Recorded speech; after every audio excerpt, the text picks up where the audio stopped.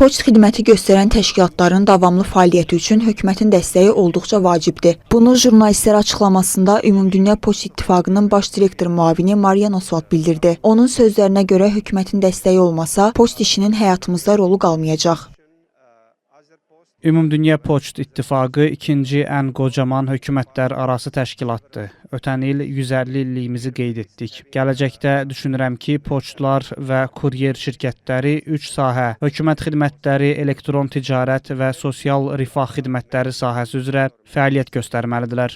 Azərbaycan heyrətamiz təşkilatçılıq edib. Azərpoçt işinin öhdəsindən yaxşı gəlir. Bu qurum əvvəlki illərdə bir neçə dəfə sertifikatlarla mükafatlandırılıb. Azərbaycan kimi fəal üzvlərimizin olmasından məmnunuq. Gələcəkdə bu sahədə hər hansı bir sehirli alət, sehirli xidmətin olacağını düşünmürəm. Ona görə hökumətlər və cəmiyyətlər təyin olunmuş operatorlara dəstək olmalıdırlar. Çünki hökumətin dəstəyi olmasa, poçt işinin həyatımızda rolu qalmayacaq. Misal üçün, məktublaşmanın demək olar ki, rolu qalmayıb. İttifaqın İnkişaf və Əməkdaşlıq üzrə direktoru Muta Mutisinin sözlərinə görə, inkişaf etməkdə olan ölkələrin poçt təşkilatları rəqəmsal dövrə beynəlxalq əməkdaşlıqla keçid edə bilər.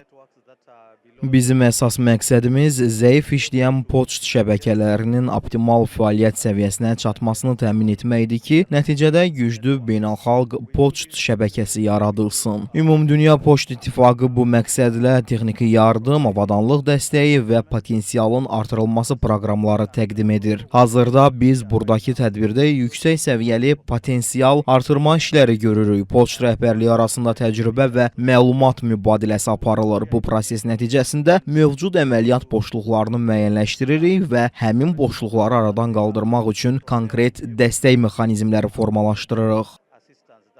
Azərpoçt MMC-nin idarə heyətinin sədri vəzifəsini icra edən İsim Mustafayev isə qeyd etdi ki, Azərbaycanın poçt rabitəsinin inkişafı beynəlxalq platformalarda geniş təbliğ olunur. Onun sözlərinə görə bugünkü forumun ən böyük əhəmiyyəti Azərbaycanın beynəlxalq arenada nüfusunun artırılması məqsədi daşıyır. Dubayda keçiriləcək növbəti Beynəlxalq Poçt İttifaqı seçkilərində Azərbaycan dövlət olaraq öz namizədliyini irəli sürüb.